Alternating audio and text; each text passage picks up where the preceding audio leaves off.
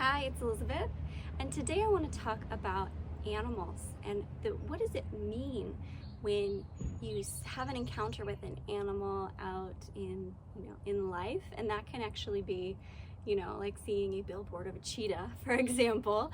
It doesn't have to be the actual animal, but a lot of the times we start noticing this because we will start seeing patterns. We will start seeing the same animal over and over again. What does that mean? So I want to talk about that. I also want to talk about what does it mean when it starts showing up in your space, because a lot of the times these animal archetypes will start showing up in your home decor, sometimes without you even realizing it, right? And just one day you're like, oh my gosh, there's cat stuff everywhere. Like, what does this mean, right? So first, let's talk about the tradition behind animal meetings.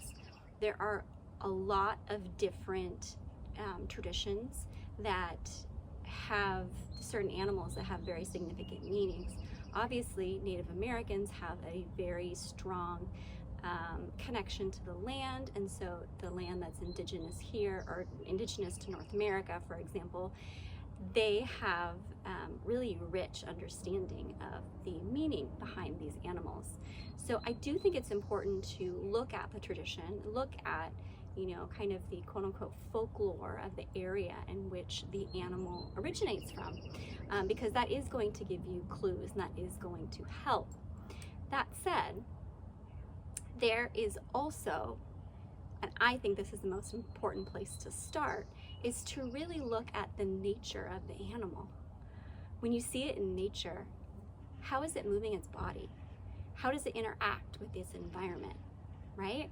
Like if you see like a mama bear, for example, that really like draws an image. It draws an energy to yourself. Like when I think of mama bear, I'm like, these are my babies. Like you are not going to touch them, that type of energy. So when you think about what the nature of the animal is, that's really, really important. And that's where I think you should start. You see a peacock, for example, and you might not know, what does a peacock mean? When you start to really kind of get centered in yourself and observe the animal in nature, you start to realize like peacocks kind of prance around, they're kind of like dandies. They, particularly male peacocks, those are the really colorful ones, and they spread out their back feathers. It kind of looks like a crown, for example. So that most people agree that that means typically royalty. But what I am saying is that really when you are thinking about an animal, what it means is personal, and it should be something that you think of that resonates for you, and it should have to do with the nature of the animal.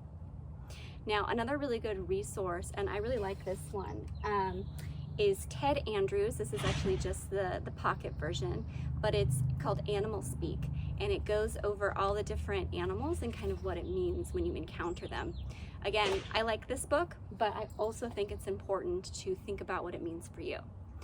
The other thing I want to talk about, so what does it mean when you start to notice you have, images of birds? Let's say you really like birds, and it starts off innocently enough. You just have like one painting of a bird, and then you notice there's some linens that you like that have birds in them. Wonderful. So you buy those as well. And before you know it, it has kind of snowballed. Now in the beginning, I think what you are doing, and this is actually what you're doing in general, is you are drawing that energy to yourself. And sometimes it's a subconscious message. In the case of birds, what does it signify? What does the bird look like in your home? Is it an image of a bird flying free? Is it an image of a bird in a cage? These are really symbolic and they have very deep meaning. So if you look around your space and you start to notice animal imagery, what are they doing? Where are they? Those are really important things to ask yourself. The other thing that tends to happen is that you might be, there's butterflies flying all around right now too, which is kind of magical. You might recognize that, you are pulling in this energy. Say it's images of cats.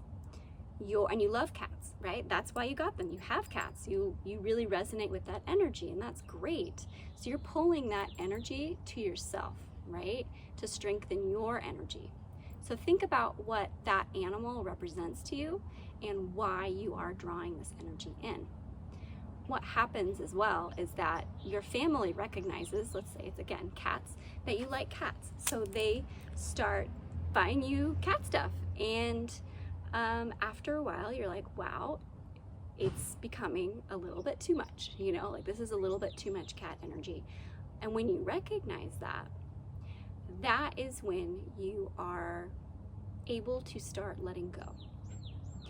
Because you are recognizing that you have enough of that energy in your space and that it has hit the, you know, it has hit the maximum point for you. You already have everything that you need, and the ones that do not resonate with you because it's become too much, those are the images that you will let go. The other important thing to know about images of animals in your space are the images, is it solitary? So is it like all like cats alone? Or is it cats together or pairs of cats together snuggling? You know, really what the animal is doing in the imagery is really, really important. These are the subconscious messages that you need to be paying attention to and to really sit with and to journal and to think about. So I hope that is helpful. I think it's super meaningful when you see animals, you know, out in nature. Also, when you start seeing them in your space, you start recognizing what is kind of happening in your energy field. So I think this is a really powerful way to think about your life, to think about the messages that you need at this time. And you can also, you know, consciously draw in this energy. So I use the example of the mama bear. You know, if you feel like you need to be more of a mama bear and you want that, you know, that energy, go ahead and, you know, print out an image of a mama bear, something that gives you strength, something that fills you up and makes you go, yes, I am strong. That is powerful. You can use that energy. And if that's valuable to you, I hope that you do. So my name is Elizabeth and I am a Feng Shui consultant. And if you have any questions about myself or what I do, there is a link below that goes over that. So thanks very much. I hope you're having a great day. Bye.